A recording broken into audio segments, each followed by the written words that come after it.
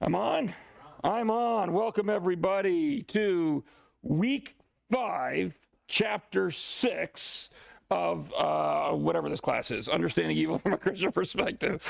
Thank you very much, everybody, for coming here today.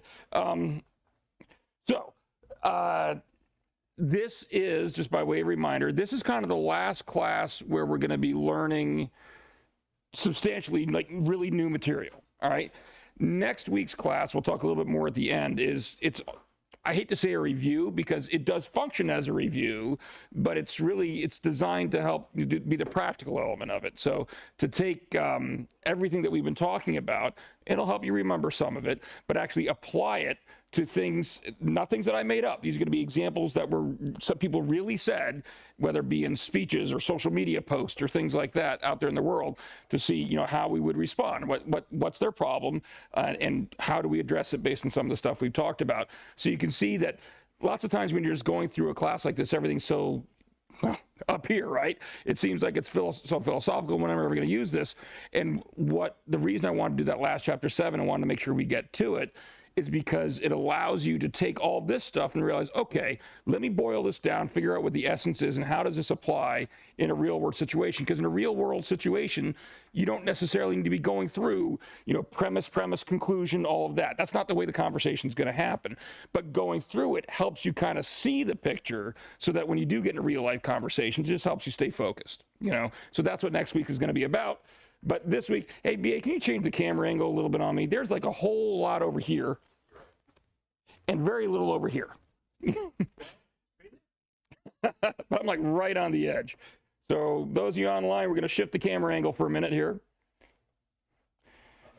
I don't know, because I'm 20 seconds behind. I'm just going to trust you. I'll tell you in 20 seconds. We're all going to wait here so I can see and evaluate the camera angle. No, that's fine. Oh, look, that looks good. At least it did 20 seconds ago. All right. So tonight what we're going to do is it's still building. We're still talking about evidential arguments of evil, or evidential arguments from evil, which is what we were talking about last week. But whereas last week we kind of said last class, 2 weeks ago, last week was Thanksgiving, we talked about what an evidential argument is.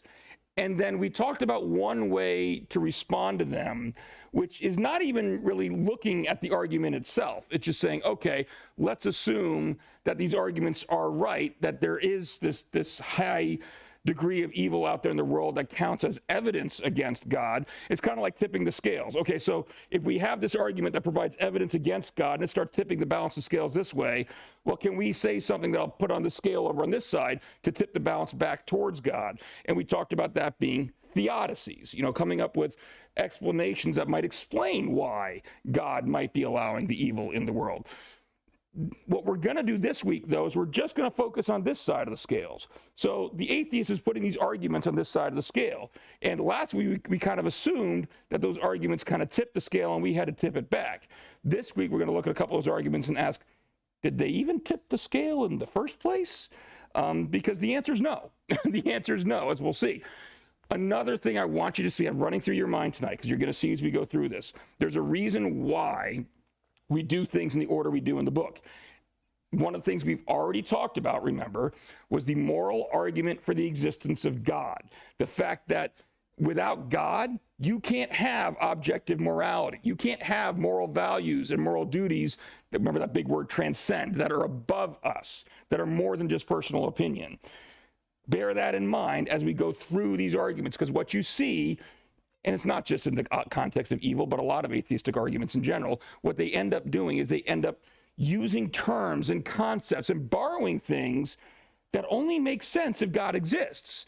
And they just kind of ignore that fact. And you're going to see a lot of that tonight. You'll see as we go through, hopefully it'll be a little more clear what I'm talking about. So there's 2 arguments that we're going to be talking about this evening, 2 more famous evidential arguments. The first one is from William Rowe. All right. William Rowe, he's advanced a lot of arguments, but probably his most famous one is his argument from what's called gratuitous evil. All right. And no, Bill, gratuitous is not the tip you leave for your wait staff at the restaurant. Okay. Not that he was saying that before he went on the air, but I had to rat you out on the air. So, no. So what do we mean by gratuitous? All right, what is gratuitous evil? Basically, it means there's evil, there's suffering, that it serves no purpose. That it actually, there's no reason for it. It's completely purposeless, all right? And William Rowe tries to give us an example, all right? He gives a few, but this is probably his most famous one, and it's the fawn trapped in the forest example, all right? This is what he says. Suppose in some distant forest, lightning strikes a dead tree, resulting in a forest fire. In the fire, a fawn is trapped. This is Bambi, folks, okay? Bambi is trapped, all right? Horribly burned, and lies in terrible agony for several days before death relieves its suffering. So far as we can see, remember those words. Those are going to be very important as we work through this, okay? So far as we can see, the fawn's intense suffering is pointless. And then here's the question that William Rowe asks. Could an omnipotent, omniscient being have prevented the fawn's apparently, another key word, pointless suffering? I'm tipping my hand already, I know. But I just want you to see, these are William Rowe's own words, okay?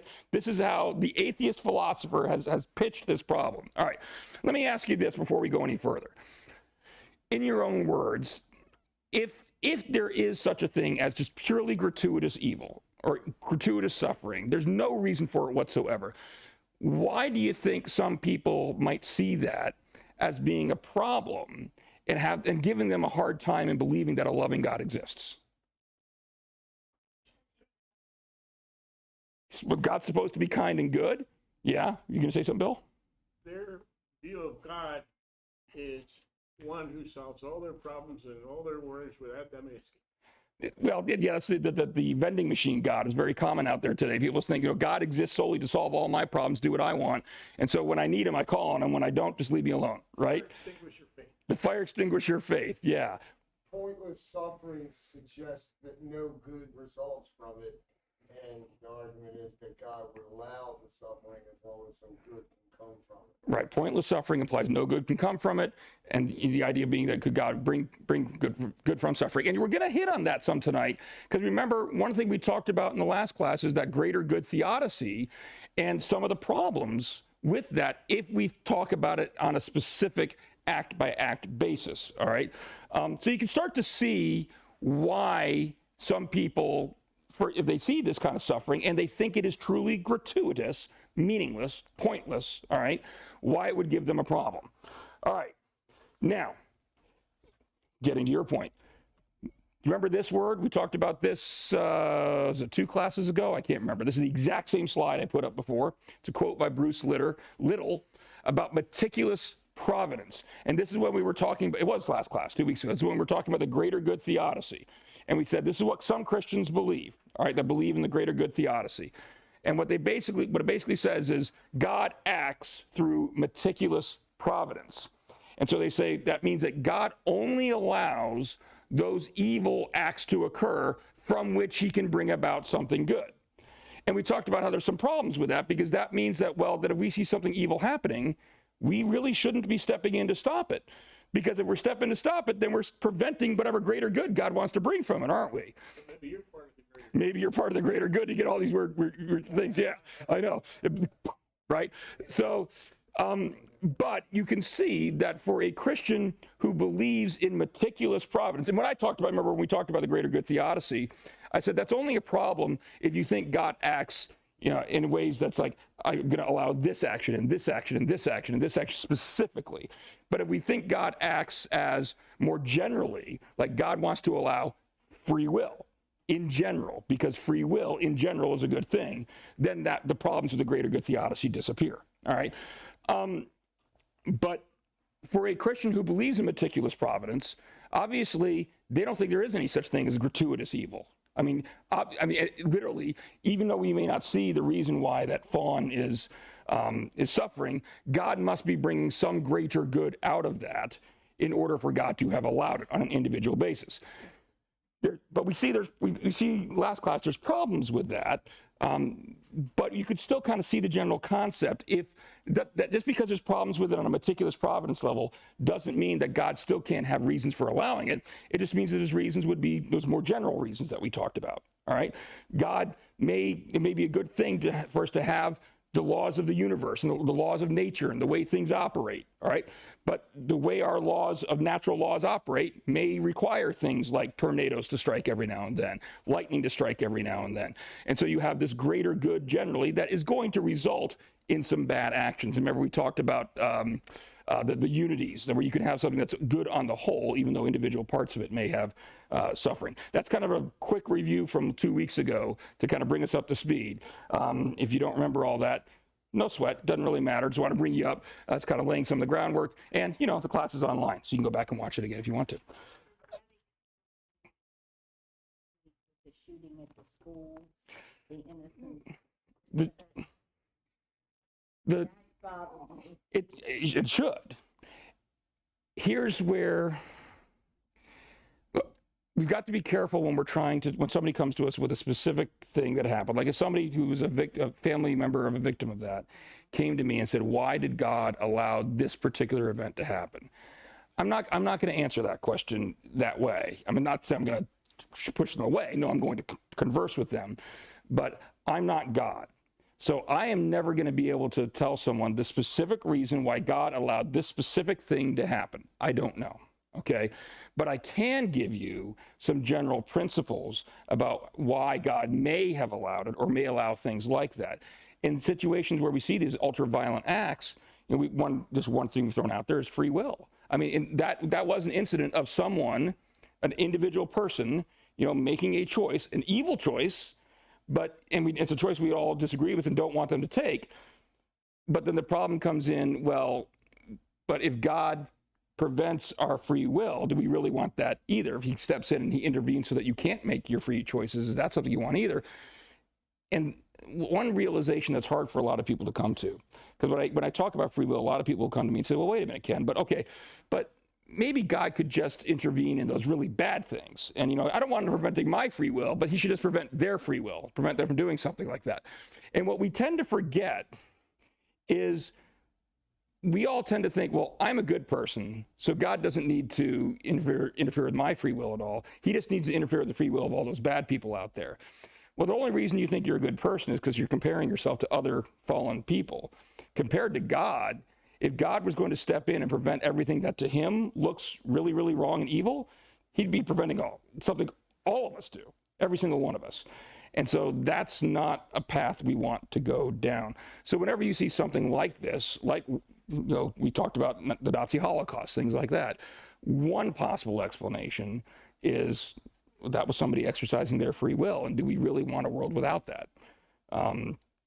Now, that's if somebody's asking me that question as a philosophical, like I've got some skeptic, some atheist who's coming up to me and saying, well, why does God allow that? That's how I answer that question. If it's a family member, if it's someone who's actually going through that suffering, that is not how I answer that question, okay? For that, you go back to what we talked about all the way in the first week in chapter 1. You talk about Jesus. You talk about Jesus and the fact that we worship a God who literally came to earth and suffered more than any of us ever will. And so we do have a God who's been there and things like that. So that's kind of where that all comes in. So yeah, it depends on how the question's being asked. Not just that kid. A lot of parenting. The father goes and buys the gun before brings it home. Mm-hmm. Well, let's face it, in any situation in life, there's usually, we all want to just point out to one person, one act, one bad guy or something like that. And that's just not the way reality is. We all have multiple layers, probably multiple people did things or didn't do things that could have been done, and they always end up second guessing. And you look back, and yeah, I mean, it's kind of like the old analogy about divorce. When a couple gets divorced, they always want to point the finger and say it's all the other one, and or you've got one spouse that cheated on another, and they say, well, that's why we're getting divorced, because they cheated, and they shouldn't, and that's inexcusable, and they need to be condemned for that. But usually when that type of thing happens, it's because there was a lot of other failings going on, other things going wrong in the marriage before that. And so we all try to simplify these things and say, that's the one reason. Reality is more complex than that. It's more complex than that. We do have Gene Brown, who is watching with us on, what am I on? YouTube. Good evening, Gene. Everybody say hi, Gene. Hi, Gene. There you go. So, all right. So, let me get back on the right thing here. All right. So let's move on to Rowe's argument. All right, exactly. He's presented this fawn example, and he says, I think that's gratuitous suffering. All right. So what he does is he actually creates, and we're on page 70 now of the book if you're following along. He takes this idea of gratuitous suffering and he puts it into, well, words that are clearly written by a philosopher. I think we could all agree about that, right? And so, this is what he actually says, okay? This is his actual argument. It's got two premises and a conclusion. He says, there exist instances of intense suffering which an omnipotent, omniscient being could have prevented without thereby losing some greater good or permitting some evil equally bad or worse. Number two, an omniscient, wholly good being would prevent the occurrence of any intense suffering it could, unless it could not do so without thereby losing some greater good or permitting some evil equally bad or worse. Number three, there does not exist an omnipotent, omniscient, wholly good being. That's the conclusion. All right. What's he really saying? All right. We're going to boil it down in much more simple terms. This is what he's saying. Number one, there are instances of gratuitous evil in the world. In other words, meaningless, completely meaningless evil happens. All right. Number two, if God exists, meaning the Christian God, this loving God who knows everything, all that, if God exists, he will stop gratuitous evil. All right.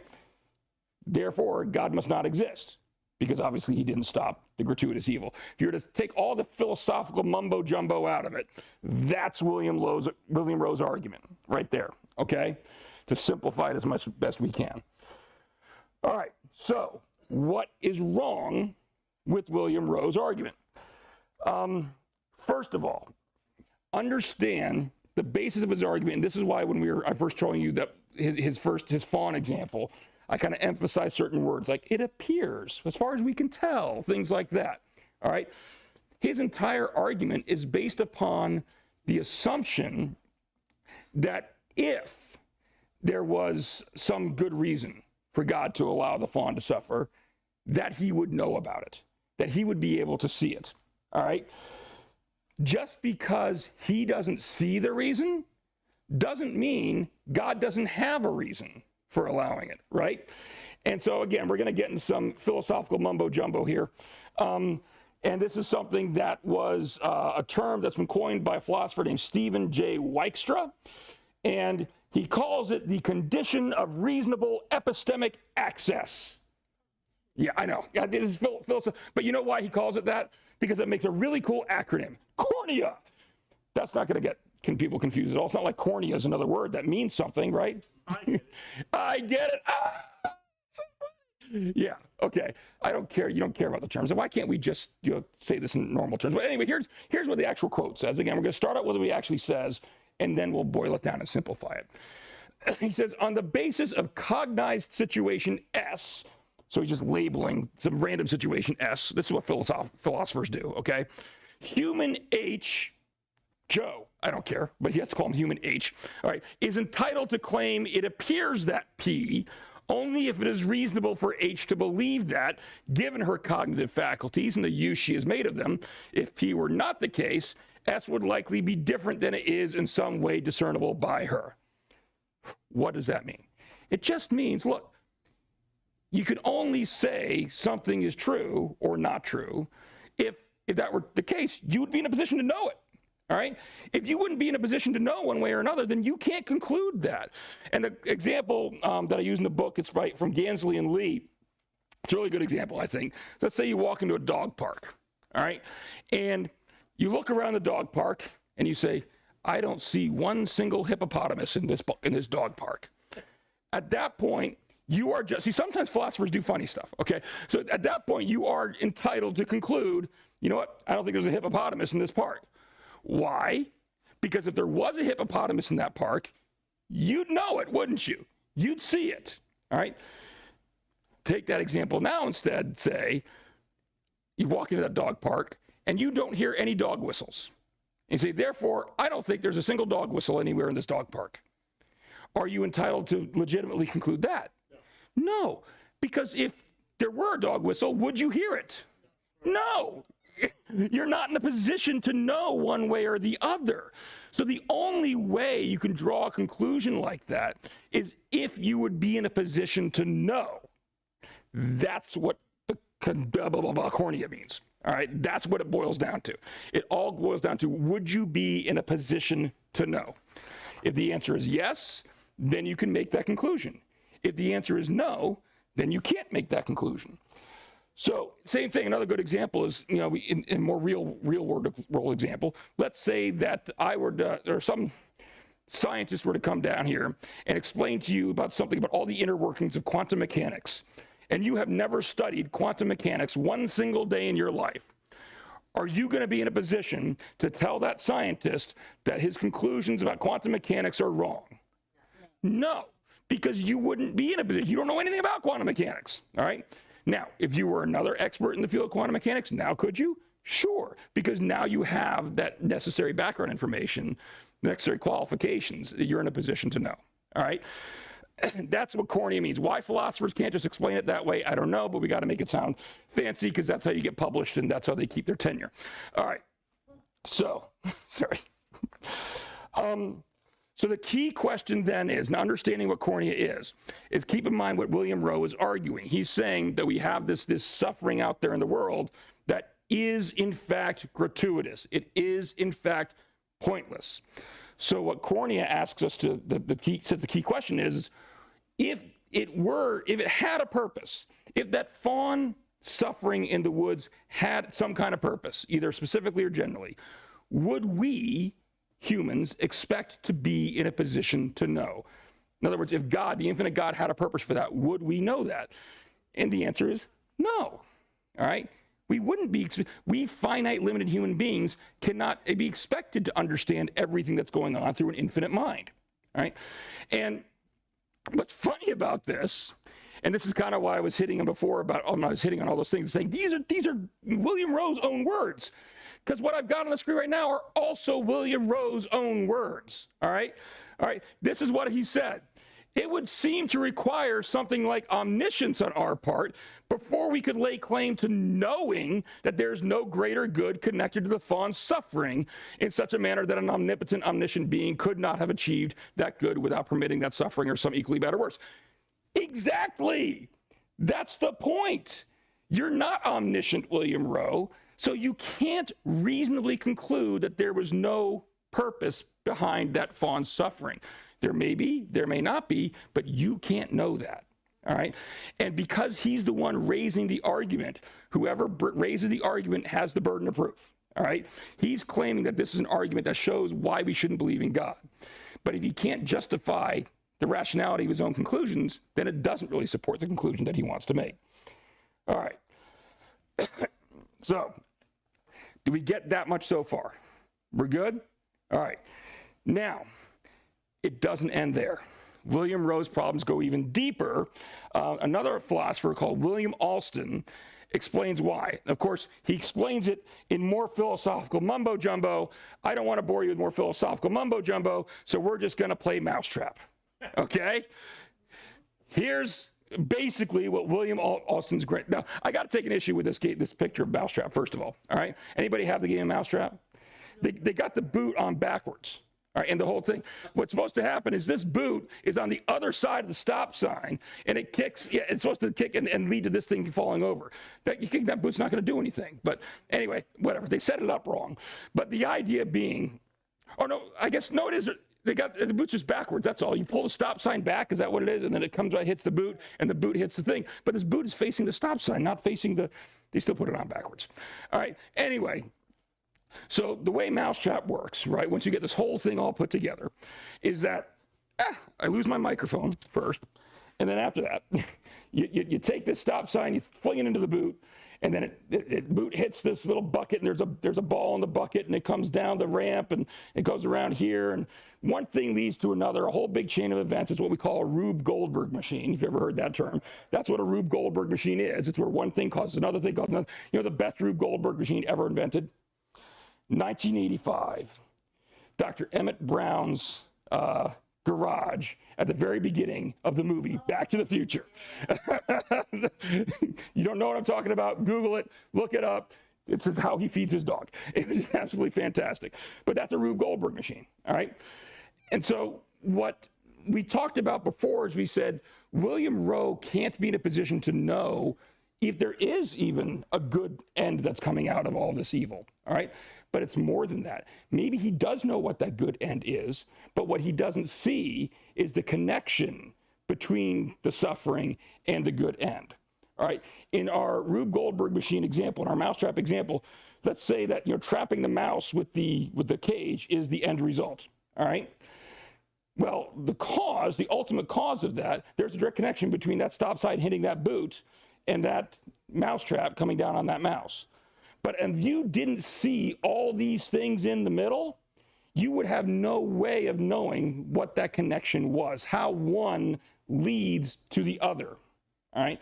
And so what William Alston is saying is, if this first step here, the stop sign into the boot, is that fawn suffering in the woods, and this last step here of the cage falling on the mouse is some other great good that God is accomplishing through that, all right? We may see that this is good, and we may acknowledge that this is good, but we may be missing out on, and what we in our limited capacity may not know, is how this ends up leading to that. And we wouldn't expect to know that because we're not God. God's going to be able to see all those connections a lot better and a lot easier than we are, all right? The mousetrap easier than philosophical mumbo jumbo? Don't tell my son I just had to get rid of, we cleaned out a whole bunch of stuff out of his playroom because he's a teenager now. We're trying to kind of adapt it to more of a mixed use room. And one of the things I got rid of was his game mousetrap because there were pieces missing, pieces broken. It was not a functional game anymore. And I know darn well because I'm his dad, so he's not watching this. But just had to get rid of our game of mousetrap. It was very, very sad. All right. That's William Rowe's argument. All right, and that's why, so when we were talking at the beginning about these tipping of the scales, last week we were assuming you put these arguments on this side of the scale and they would tip it, but as you see, William Rowe's argument doesn't even tip the scale to begin with. So we're under no obligation really to even talk about Theodicies because he hasn't fulfilled his end of the deal. He hasn't fulfilled his end of the bargain, so to speak. All right, the other argument we're going to talk about for the remaining time tonight is a bit more difficult to understand even than that, okay? So we're going to take our time. All right, and this is Paul Draper's argument, and Paul Draper's argument is based on something called Bayes' theorem. All right, we're not going to go into a lot of detail of what Bayes' theorem is, the mathematical formula, all of that you can use to calculate probabilities. All right, but here's essentially what it does, and I'll give you an example. There's examples in the book.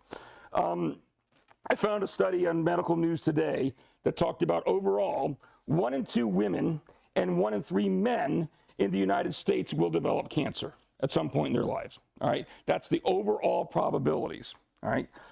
However, let's say that I've got someone that I know has been a compulsive smoker for the past 30 years. Is that person going to have the same probabilities of developing cancer as the population as a whole, like we just talked about? No, right. Why? Because what we've done is we've added an additional piece of background information about that particular person that changes the overall probabilities, all right? That's what Bayes' theorem is designed to do, to take into account. It's a mathematical formula that basically says, hey, not all probabilities are created equal. Some of them have additional background information that needs to take into account that can affect those probabilities. So here's a theorem that is designed to take into account that background information and see how it affects the overall probability calculus, all right? That's what it does, and that's as much as we're going to talk about Bayes' theorem, but you'll see why Paul Draper calls this a Bayesian argument, because that's kind of the structure of what his argument does. You understand that, you'll be better able to follow what his argument is. All right, so I apologize, but I have to read this, okay? This is the philosophical mumbo jumbo that we have to go through because this is the starting point for Paul Draper's argument. It's on page 75 of the book, all right? What he's doing, for starters, do you understand, is he's proposing this statement and he's just labeling it F, all right? That's just We could call it statement 1, 2, A, Z, whatever you want to call it. He's just calling it F, all right? And what he's proposing is everybody agrees, whether you're an atheist, whether you're a theist, no matter what you are, he's proposing that everybody agrees this statement is true, okay? That's the starting point of what he's proposing. All right, and I know we've got people joining us online, but 3 on YouTube and 4 on Facebook. Did I read that correctly? If you guys have any questions, put them into the live chat. I'm monitoring that up here, and we can interact, and I can try to answer your questions as well as we go through this, okay? Please feel free to participate in the class as well. All right, so here's statement F. We're going to read it, and then we'll kind of, again, try to boil down what it means, all right?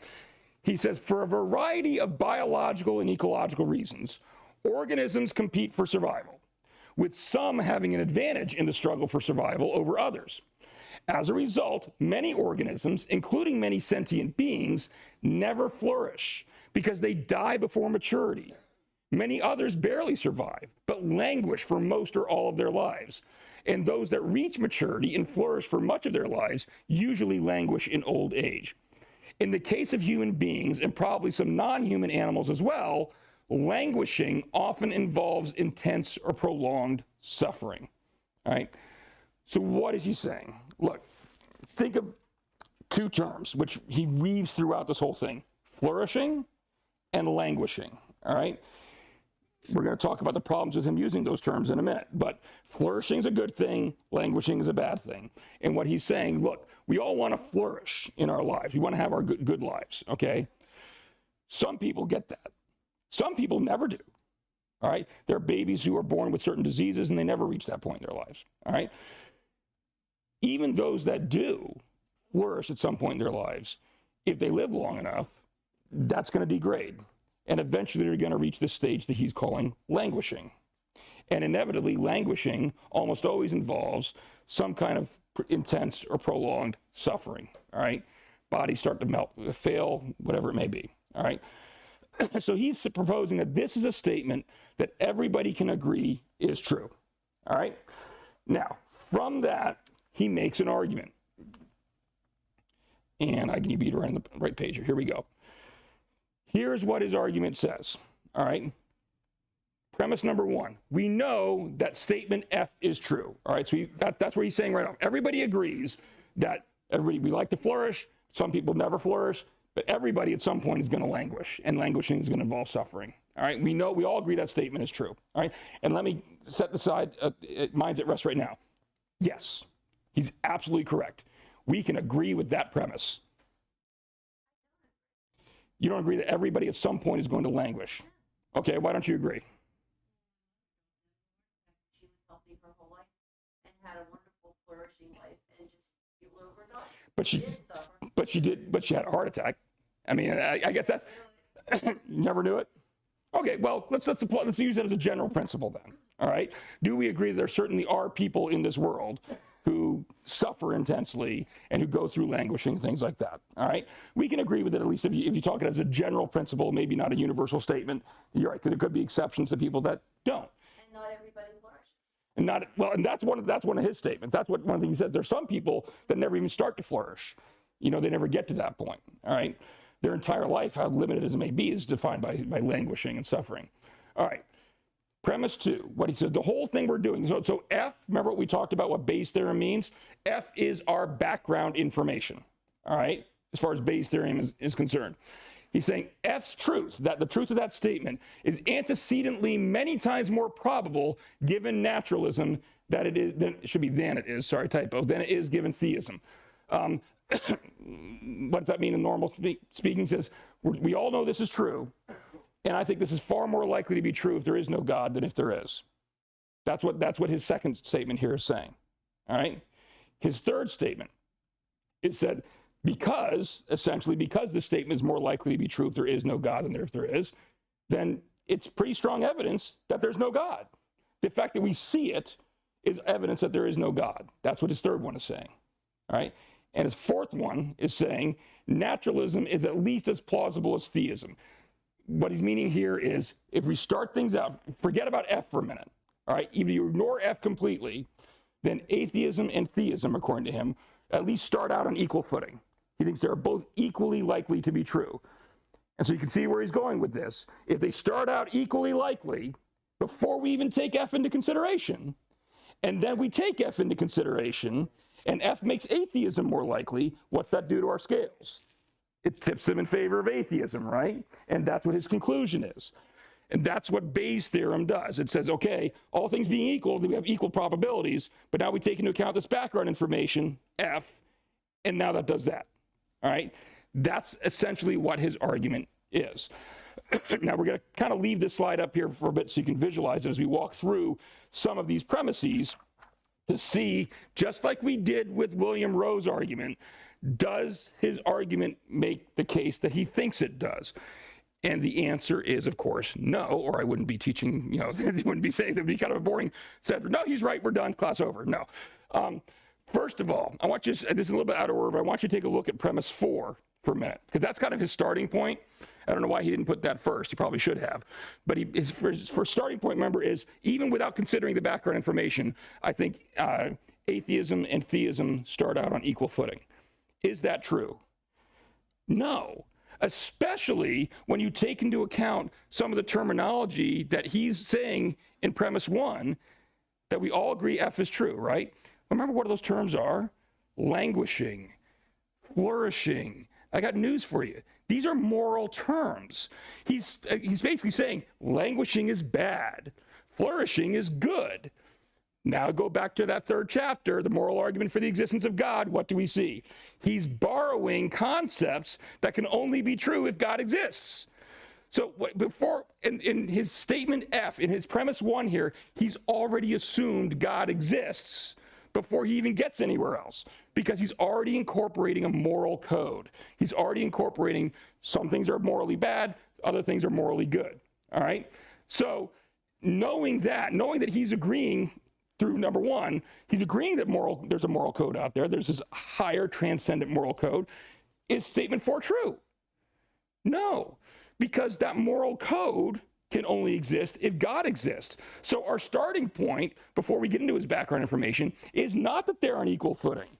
Our starting point is that theism is more likely than atheism. It's more likely that God exists. Once we say that morality exists, then it becomes more likely that God exists and that he doesn't. And so we don't start on equal footing. We start split, with theism being higher, all right? So that one's gone, all right? Let's look, this is my fun part. We're just going to cross them all off as we go, all right? Let's look at another one, premise number 2, all right? Premise number 2, and this is kind of the same reasoning, the same problem.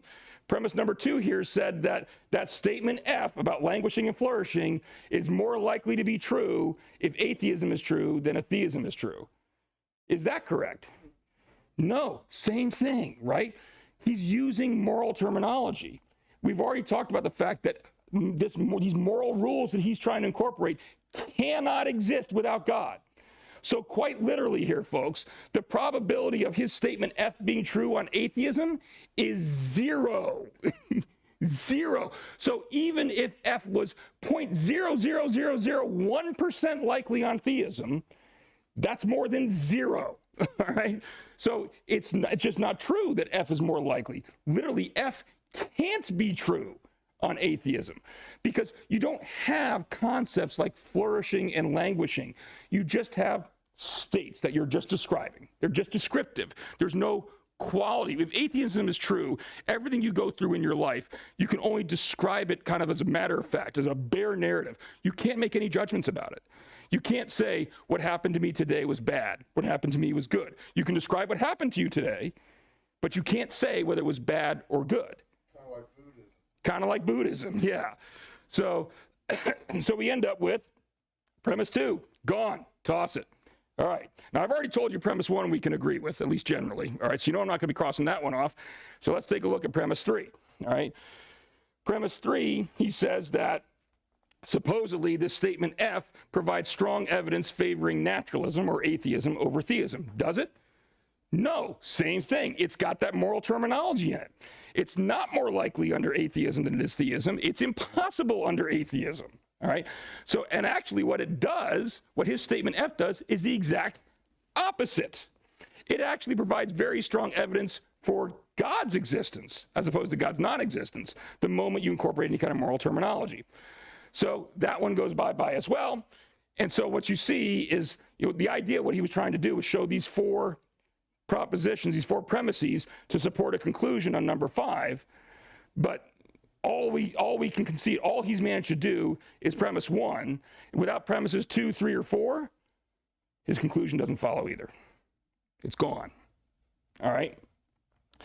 So, excuse me. That is kind of the philosophical approach, is breaking down his premises and conclusion one by one. What I want to do now is I'm going to talk about kind of some general things that he's getting wrong in his argument, even without going through each individual premise like that. All right. One of the things he has gone on, all right, maybe understanding some of the objections against him, what he's gone on is he's written later on, tried to justify his argument, to try to support his argument, all right? And one of the ways he did it was kind of a step-by-step, and the first step he took to try to justify his argument was this statement here. He said, humans are goal-directed organic systems composed of parts that systematically contribute to the biological goals of these systems. More philosopher speak, okay, but what is he saying? All right. Think of your biology, or think, for example, of the blood clotting mechanism, all right, within your body, all right? You get a cut, that causes a Rube Goldberg machine of reactions to go on inside your body. And if you look at that actually, it clearly has a goal, all right? It has an intended consequence. It has a purpose. The reason this whole cascade of events starts to happening is to cause the blood to clot around the wound, to close the wound so you don't bleed out. Right? So what he's saying, for starters, is if we look at ourselves biologically, all right, we are goal-directed organic systems, or we composed of. We have parts within us that are goal-directed. All right? He's right. I agree with that. All right? But then he goes on, because he's going to get off somewhere, right? So what he then wants to say is pain and pleasure kind of can work the same way. All right? Pain and pleasure can work in cooperation with our biology to work towards certain goals that are useful for our survival. For example, you grab a hot pot, what's going to happen? It's going to be painful. You're going to realize, don't grab hot stuff, right? And that's good for your survival, all right? So he's kind of starting out talking about the way our biology works. Then he's kind of drawing a parallel, saying, pain and pleasure can work similarly. Things that give us pleasure can incite us to continue to do those things, like eating, all right? Whereas things that cause us pain can deter us from doing those things that are harmful for us, all right? However, he then tries to draw a distinction between them, all right? And what he says is, pain and pleasure, though, have intrinsic moral value, unlike the blood clotting mechanism, all right? He says pain is inherently bad, all right? Pleasure is inherently good. All right? You can't say that about, the blood clotting, some biological system. There's no moral value to that. But he says that with pain and pleasure, however, there is a moral dimension. And so he's saying, well, wait a minute. Couldn't God have brought about whatever his desired goal is? Let's say he has some desired goal for that fawn suffering in William Rowe's argument, whatever it may be. Couldn't God have brought about that result without using something, if he's really a good God, without using something that is inherently bad, intrinsically is actually his word, intrinsically bad, such as pain, in order to bring that about, all right? Well, there are a number of problems with this, and we're going to break it into two principally that we want to talk about. All right, first of all, do you have thoughts? Do you see any issues with the way he's trying to justify his argument? Yeah, BA. Understand what he says, that pain and pleasure have a moral dimension, but biological operation does not.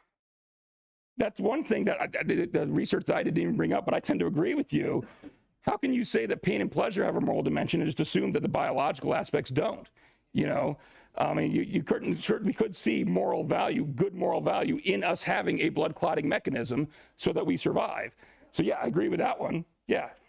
Take two people, one who lives in Harford County in a $400,000 house, Mm-hmm. and another one who lives down in the deep part of Baltimore County in an apartment for $300 a month, surrounded by noisy, undisciplined people who have very little moral value. to the guy in Harford County, they're in pain. But to the people down there who have adapted to that way of living, they're fine. We all have, let me put the mic back on here. We all have different standards of pain and pleasure. And I will tell you something, and this is somewhat off topic, but those of you who know me, what was my career before I started working? I was a lawyer, right? Legalist.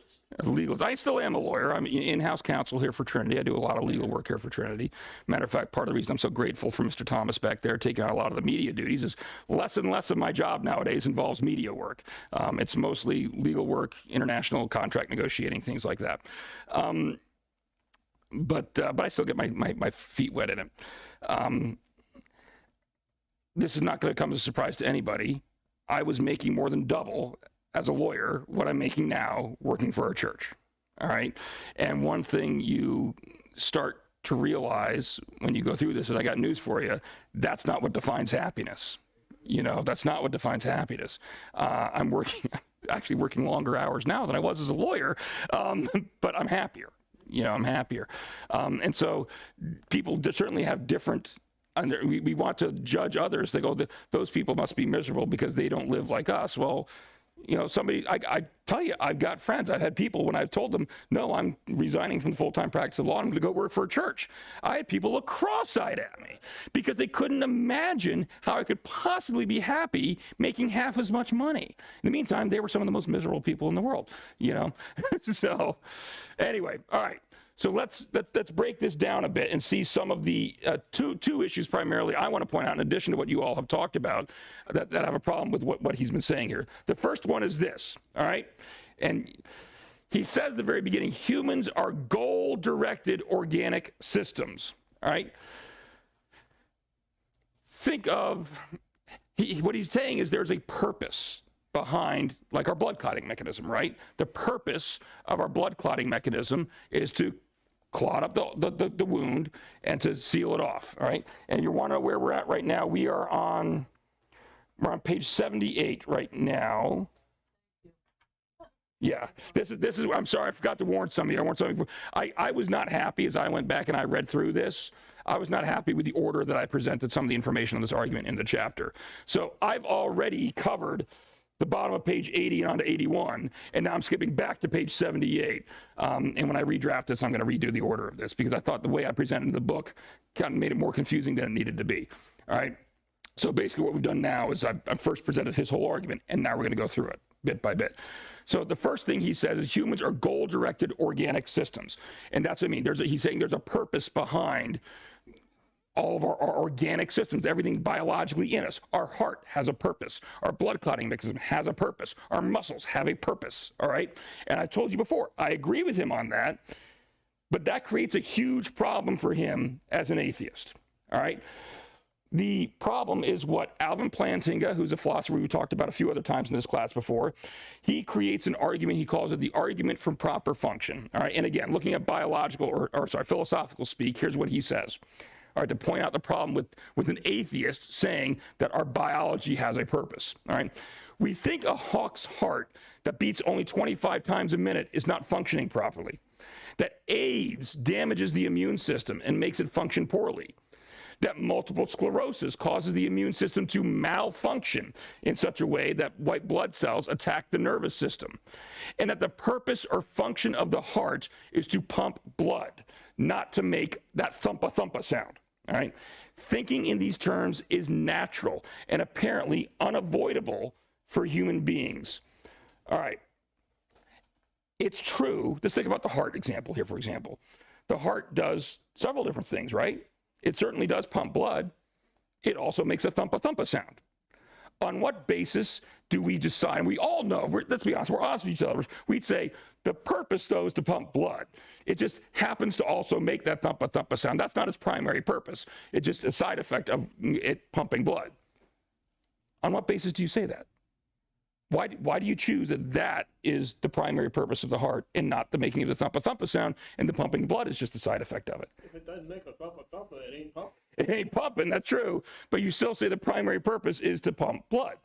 Think of it in this terms. Let's think of a clock, all right? You know, what does a clock do? Well, it tells time. It also makes a tick, tick, tick sound, all right? What is the primary purpose of the clock? The telling time or the tick, tick, tick? The telling time. How do you know that?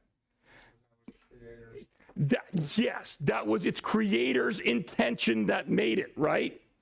And so you're starting to see the problem here. We can't help but think this way, but when we're thinking this way, we're assuming an intention of a creator, all right? And this is why he's having issues. The moment you say that our biological systems are goal-oriented, who set the goal? Yeah. We already know. God did, right?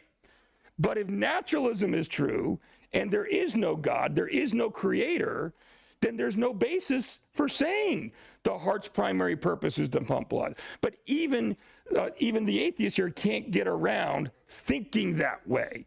All right, that's what Alvin Plantinga points out in his argument from proper function. The moment you say our biological systems have a proper function, that only makes sense if there was a creator who decided what that proper function was supposed to be. All right? All right. So that's problem number one that he has. All right? And now, let's see. We are moving on to problem number two, which is on page 81. So we've skipped up to page 81. Okay? We're starting midway down that paragraph that starts, unfortunately for Draper, he continues to make some of the same mistakes. All right? And this one we've kind of started to hint on. The other thing he said is that pain and pleasure, though, have intrinsic moral value. Chapter 3 again, all right? Moral argument for the existence of God. How can he say that pain and pleasure have intrinsic moral value? Nothing has intrinsic moral value unless God exists to give it intrinsic moral value. All right, this is what he does. This is what a lot of atheistic arguments do, is they borrow from a theistic world to try to justify themselves, and they don't even realize they're borrowing things that can only be true if they're wrong. All right, if the atheist position is wrong.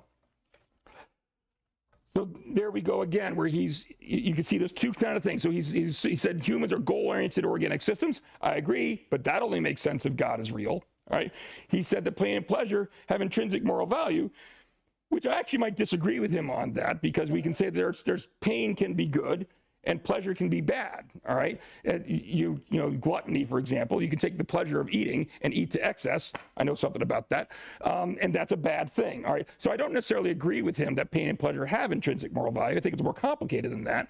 But the fact is, even if we concede that they do, he still has a serious problem, doesn't he? Because he's assuming morality that only makes sense if God exists. All right. But there's still more problems. Okay, you can see there's a lot of problems with Draper's argument. And the reason I go through all this is because it sounds pretty good at first until you start realizing, oh my gosh, there's so much wrong with it. Page 82. All right. Page 82 is where we get into what's called related and unrelated probabilities. All right. And what's happening, and before we talk about why Draper messes this up, I want to explain to you what related and unrelated probabilities are. All right. Don't worry about this just yet. We'll get to that in a second. All right. I teach a class I mentioned to you earlier, I teach a class here at the school for video production every Thursday afternoon. Yeah, Thursdays are busy days for me. But 2 o'clock, 2 to 3 on Thursday afternoons, I teach a video production class upstairs. I have, 8 students in the class, all right? And there are, is it 4 and 4, isn't it, BA? Four boys, 4 girls? Am I remember? I don't want to mention the names on air. 3 girls, 5 boys. Okay, 3 girls, 5 boys, all right? So but let's pretend it's 4 and 4 because that makes the math easier, all right? So if I were to say that, well, actually, I don't know. Let's say I say 60% of the students in my class are male, all right? 60% are male. I got 10 students, 6 of them are male. We'll say that, okay? Can it also be true that 55% of the members of my class are female? No, right? Why not? Has to be 100%, right? As one figure goes up, the other has to come down. They can't equal more than 100%. That's called related probabilities. So as the probability of my students being male goes up, the probability of them being female goes down. As the probability of them being female goes up, the probability of them being male goes down. Those two probabilities are connected to each other, all right? Now, let's say that I said 60% of the students in my class are male, and 55% of the students in the class next door to mine are female. Is there any problem with that? No, because there's no direct connection. There's different classes, right? And so those probabilities are completely unrelated, all right? So you have related probabilities versus unrelated probabilities. Now, what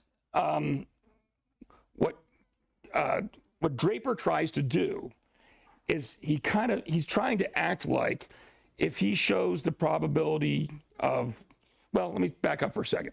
I will agree that atheism and theism, in other words, God not existing and God existing, are related probabilities, aren't they? The more likely it is that God exists, the less likely it is that he doesn't. And the more likely it is that he doesn't, the less likely it is that he does. Those are related probabilities. The problem with Draper's argument is he acts like that's what he's evaluating, but he's not. He's not asking about the probabilities between atheism and theism. He's asking about the probabilities of atheism explaining his statement F versus theism explaining his statement F. Those are not related probabilities. Make it real simple. Grass is green. Is that statement more likely on atheism or theism? I don't know. Both can explain grass being green. All right. You could even, for the sake of argument, we'll say they could both equally explain grass being green. All right.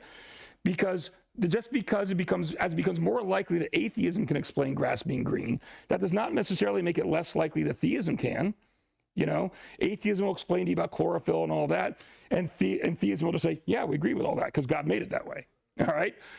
Neither one, they're not connected in the same way that atheism and theism generally are. And so that's the problem that he's made, and that's what this quote here says. The probabilities of atheism and theism, respectively, explaining our observations about pain and pleasure, are not related to one another. Even if the observations you make about pain and pleasure, in other words, that statement F that he was proposing, all right, are not surprising if atheism is true, it does not follow that the observations are surprising if theism is true. And that's, again, those philosophers Gansley and Lee we were talking about earlier that are pointing that out.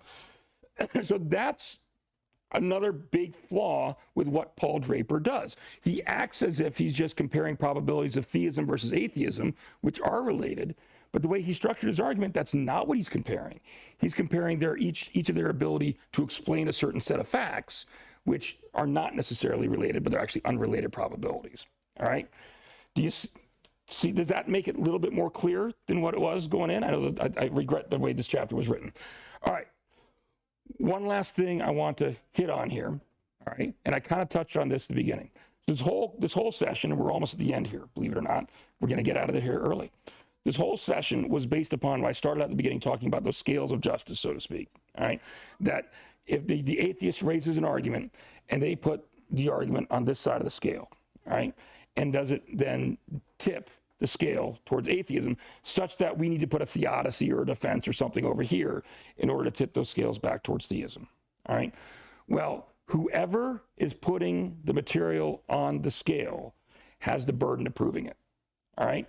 You can say anything you want. There's a philosopher named Greg Kokel who always likes to say, somebody calls him up and they say, you know, well, you could say that. And he's like, you're right. You could say whatever you want, but it's one thing to say it. It's another to prove it or another to support it. He who makes the claim bears the burden. That's another Greg Kokel phrase, all right? So when an evidential argument from evil is being made, all right, and the atheist says, I'm going to put this argument on this side of the scale, it's not enough for them just to say it. They need to support it. And what we've been exploring here is two of the more famous evidential arguments. They can't actually support it. They can say it, but then when we look at it, it doesn't actually tip the scale. And so if that's the case, then we are under no obligation to put a theodicy on the other side of that scale. Now, that being said, is everybody, despite the fact that I obviously firmly believe everything I've taught here today, and I think it is logically correct, all right? Does that mean everybody I explain this to is going to believe what I say? They're going to accept what I say? No. So technically speaking, that's right. If they haven't actually tipped the scale, then I'm under no obligation to put a theodicy over here. As a practical matter, am I going to put a theodicy over here? Yeah, I probably am. Because just because we all know that they didn't tip the scale doesn't mean that they don't think they tipped the scale. And the reason that, and look, here's another humble thing we all have to admit, because we do it too. It's a fact of human nature. We have emotional investments in our beliefs. And sometimes it's very difficult to step outside those emotional investments and look at things objectively and rationally. All right. And so, yes, when the atheists, I've got a lot of atheists who believe these arguments are great. They're not. They're lousy. I mean, Draper's argument, we must have rattled off 15 different ways that it fails. Maybe not literally, but a lot, right? But doesn't mean that they're going to buy that. Why? Because they're emotionally invested in that conclusion. Nobody likes being wrong. All right. And this is also why I don't get in a lot of discussions on social media, because just as much people don't like being wrong, they really don't like having to admit they're wrong in front of a whole bunch of other people, especially the entire internet. Okay. And so that there's really not much productive conversation that happens there. I would much rather, even if somebody comes up to me at the end of a class or during a class, I've taught classes with people who didn't believe before, and they'll start, talking. And eventually what I'll end up having to do is, hey, how about put a pin in that? We got to get through the rest of the class. Why don't you come up to me afterwards and we'll talk about that? Because we're going to have a much better conversation one-on-one when there's not the burden of a whole bunch of other people around us to put the peer pressure on, so to speak. You don't feel like you have to hold your ground, and you're more willing to make concessions. So that's why, while I'm saying this, that yes, what we've been studying today is, did they really tip the scale? No, they didn't. But you have to have a full, I hate to use the word arsenal, but you get what I mean, all right? You got to have a full collection of things that you're prepared to say based on how the conversation is going, and to get a feel for that, all right? So next week's the fun part, all right? Next week, we're going to be talking about getting from the content to the conversation. Everything we've been talking about for these past 5 weeks is the content. I'm not giving you any more of that. All right, you now have all the content you're going to learn in this class. What we need to do now is learn how to get that content that's in the book, that's in our brains, or will be in our brains when we refresh our memories next week. All right, how do you then translate that into an actual conversation? All right, and that's one of the more difficult things to do, because lots of times somebody will say something and you'll like, no, it's like, well, that's not right. We learned this, and you got all these thoughts swirling around your head, but you're not quite sure how to get them out of your mouth in a coherent manner, how to organize your thoughts. All right. That's what we're going to be talking about next week through a series of examples. Now, this is the first class where I'm going to say this. It is entirely up to you whether you want to read the chapter beforehand or not. All right. Either one is fine. Because here's the way this chapter is going to work. It's going to present you with something that someone said. It's going to ask some questions that are designed to help you get thinking along the right lines. All right. And if you do read the chapter, I'm going to ask you to do this the right way. All right. Read the statement, read the questions, stop reading, answer the questions in your own mind, or write them down, or whatever you want to do. Then read the next part, because the next part is my voice is going, I need a drink. The next part is going to be thoughts, all right, my thoughts, wrapping it up, about what some of the relevant considerations, that didn't help at all, what some of the relevant considerations are to answer that question, all right? And so if you want to read the chapter, fine, all right? Don't act like a smarty pants when you get here next week, though, all right? If you don't want to read the chapter, that's fine, because that's what we're going to do. We're going to work through, we're going to read the statement, we're going to ask the questions, we're going to throw it out there for you to converse, and then we'll talk about what those thoughts are, and we're just going to walk through each one. Okay? Yes, sir. Back when I taught Christian Ed here, Mm-hmm. I had a student who was straight A's and everything, Mm-hmm. and I was doing a Bible study, and as we worked through I think it was part of Mark, she put her hand up and she said, wait a minute, she holds her Bible. She says, how do we know all this is good and the best there is? And I looked at her and said, well, you tell me what's better. Yeah. She'd be quiet. Yeah. Well, and that's because, and if you couldn't hear online, what he said was he had a student when he was teaching Christian Ed that said, held up the Bible, a straight A student held the Bible, said, how do we know this is the best thing? This is good. And he asked her, well, show me something that's better. And what you do there, and you're right, because implicit in her question was a claim. It was an argument that you can't show me that this is really God's word, or you can't show me that this is really authoritative. Well, the person who makes the claim bears the burden. All right. And so if you make a claim and you say this Bible is not God's word, all right, well, what makes you think that? There's another thing we're not going to get to go over too much, but Greg Koukl in his book Tactics, one of the things he talks about is the value of questions. So many conversations, what we do is we might talk about this more next week, but we hear somebody say something that we have an answer to, and so we immediately just want to jump through and start preaching at them, right? And just start talking to them and telling them everything that we know. Well, really, the better way to do it is to ask them questions. And they're leading questions, but the idea is to get them to come to that conclusion themselves, as opposed to having to hear you just tell it to them. Because they're not going to want to agree with you. They're going to want to agree with themselves. So get them thinking that way, and questions can really help with that. But that's the kind of thing, when someone makes that kind of claim, you ask them questions, and then that makes them have to defend their position. And I can't tell you, I've had a number of people who, will make claims. This last funny story, then I'll let you go. And I know we still got a few people online. Thank you for sticking with us here.